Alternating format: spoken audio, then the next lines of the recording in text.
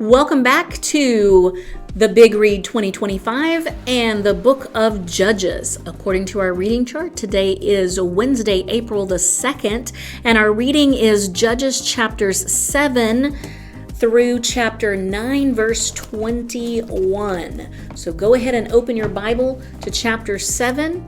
We're going to read all of 7, all of 8, and about half of the first half of chapter 9 for today. And we left off with the story of Gideon. So we're going to pick up right back into the story of Gideon.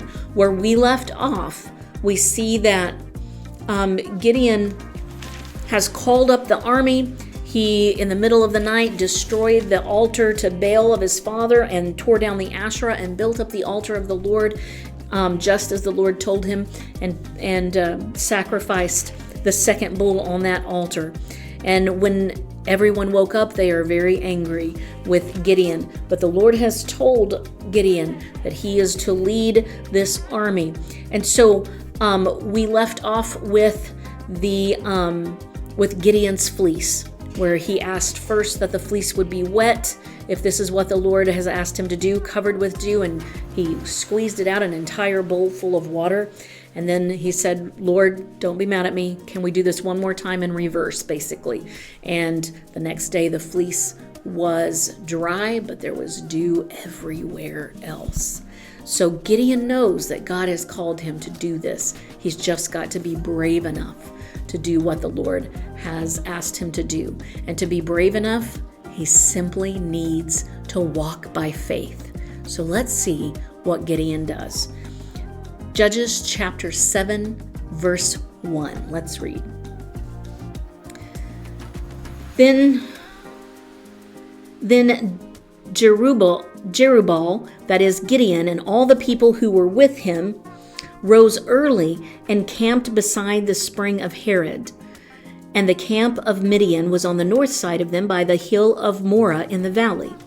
The Lord said to Gideon, the people who are with you are too many for me to give Midian into their hand, for Israel would become boastful, saying, my own power has delivered me. Now therefore, come proclaim in the hearing of the people, saying, whoever is afraid and trembling, let him return and depart from Mount Gilead. So 22,000 people returned, but 10,000 remained. Then the Lord said to Gideon, the people are still too many. Bring them down to the water, and I will test them for you there. Therefore it shall be that he of whom I say to you, this one shall go with you, he shall go with you. But everyone whom I say to you, this one shall not go with you, he shall not go. So he brought the people down to the water. And the Lord said to Gideon, you shall separate everyone who laps the water with his tongue as a dog laps, as well as everyone who kneels to drink. Now the number of those who lapped, putting their hand to their mouth, was 300 men, but all the rest of the people kneeled to drink water. The Lord said to Gideon, I will deliver you with the 300 men who lapped, and I will give the Midianites into your hands. So let all the other people go, each man to his home. So the 300 men took the people's provisions and their trumpets into their hands. And Gideon sent all the other men of Israel, each to his tent, but retained the 300 men, and the camp of Midian was below him in the valley. Verse 9.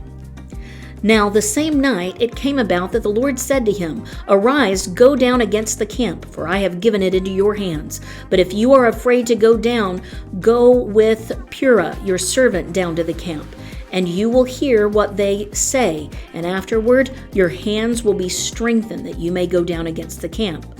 So he went with Purah, his servant, down to the outposts of the army that was in the camp.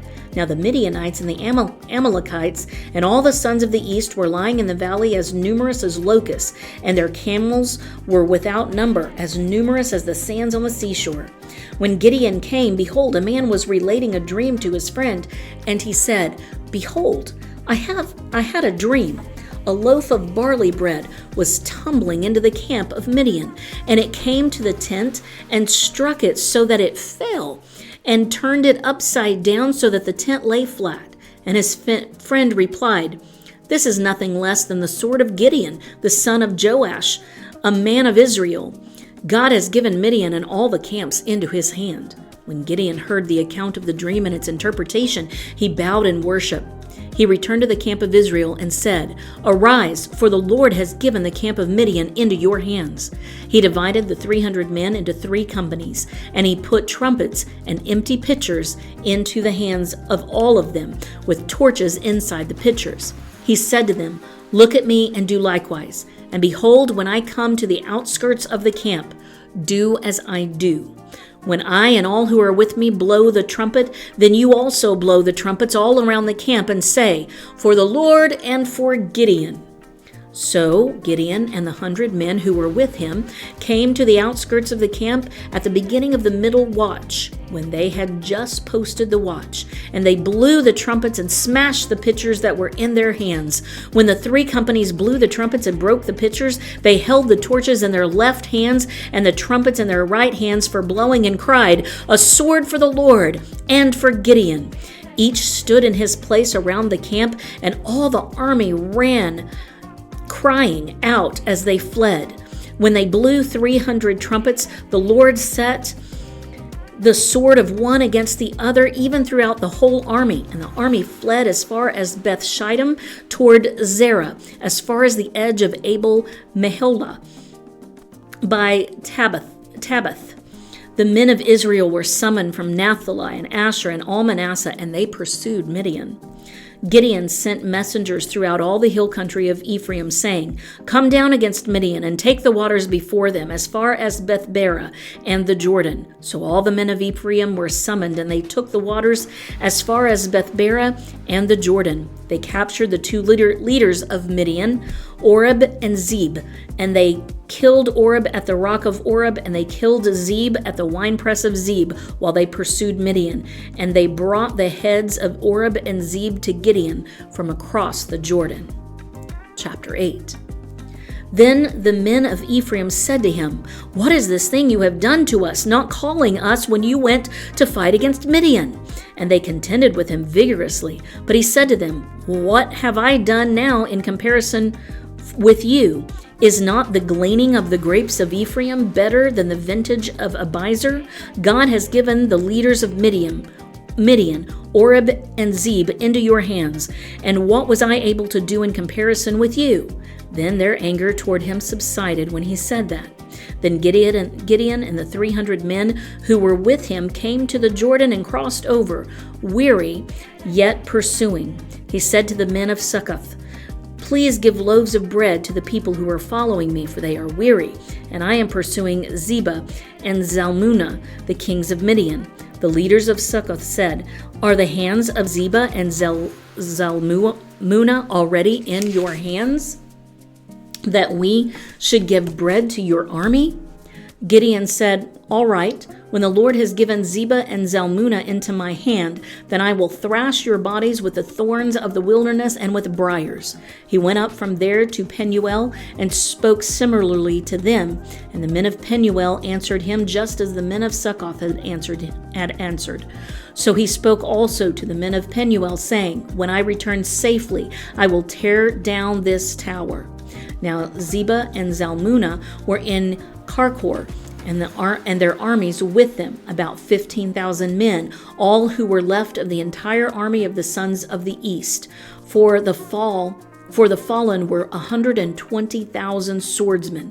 Gideon went up by the way of those who lived in tents on the east of Nobah and Jogbehah, and attacked the camp when the camp was unsuspecting. When Zebah and Zalmunna fled, he pursued them and captured the 2 kings of Midian, Zebah and Zalmunna, and routed the whole army. Verse 13. Then Gideon, the son of Joash, returned from the battle by the ascent of Heres, and he captured a youth from Succoth and questioned him.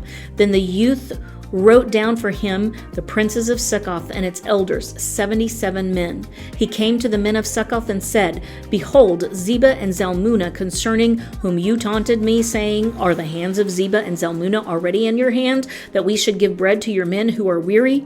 He took the elders of the city and thorns of the wilderness and briars, and he disciplined the men of Succoth with them. He tore down the tower of Penuel and killed the men of the city."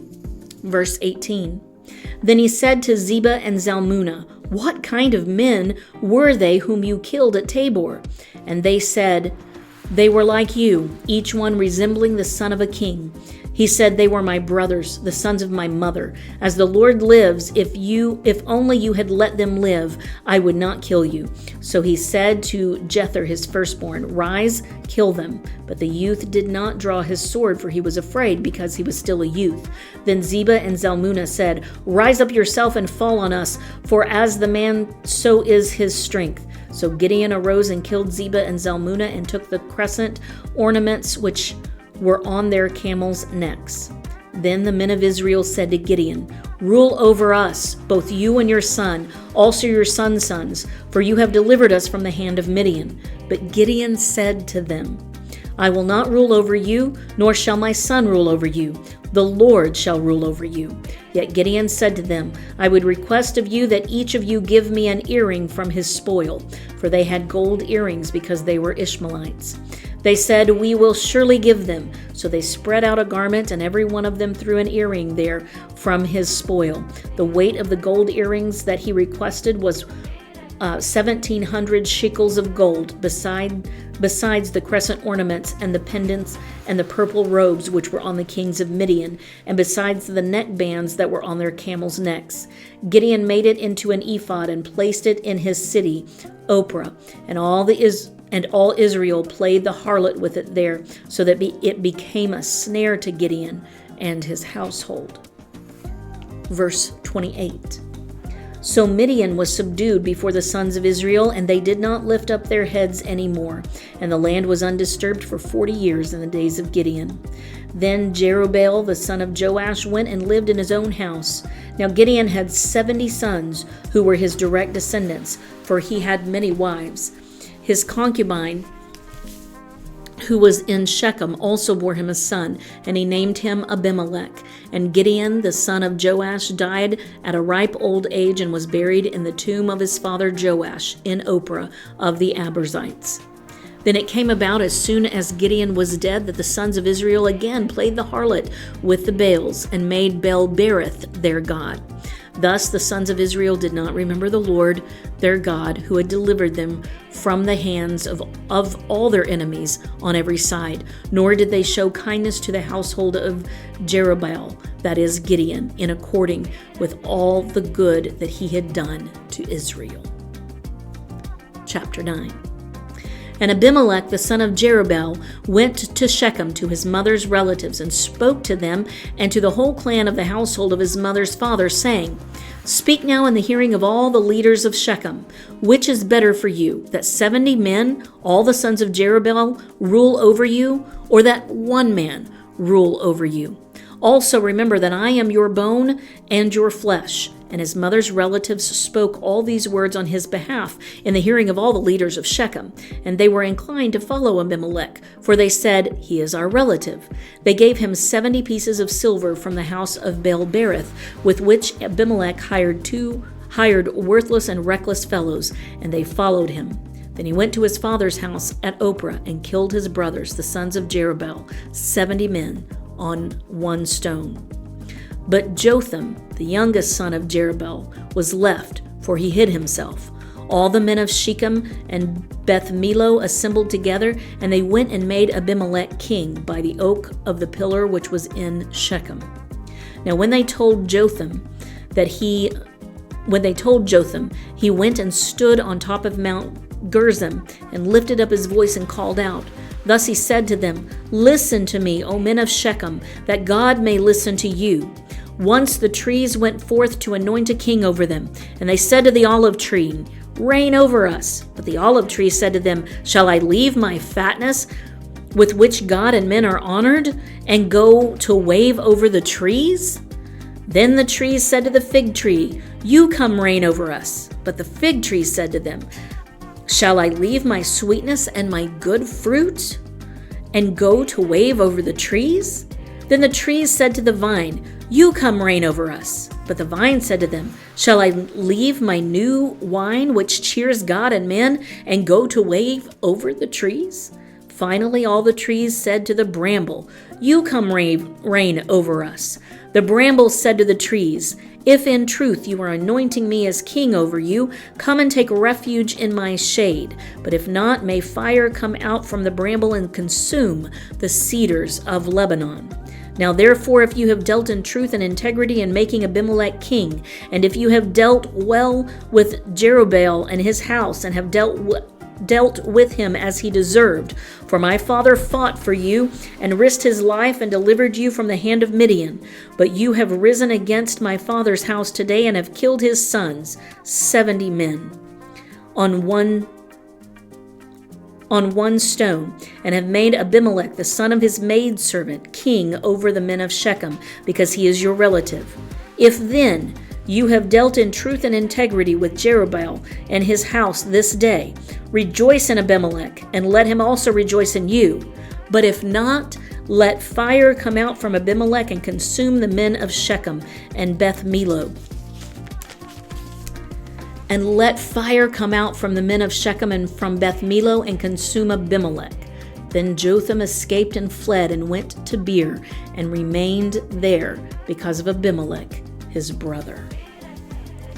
And that is our reading for today. And once again, God uses Gideon. He destroys the enemy and gives them peace in the region. And what happens? Once again, a new generation rises up and chooses to do things their own way.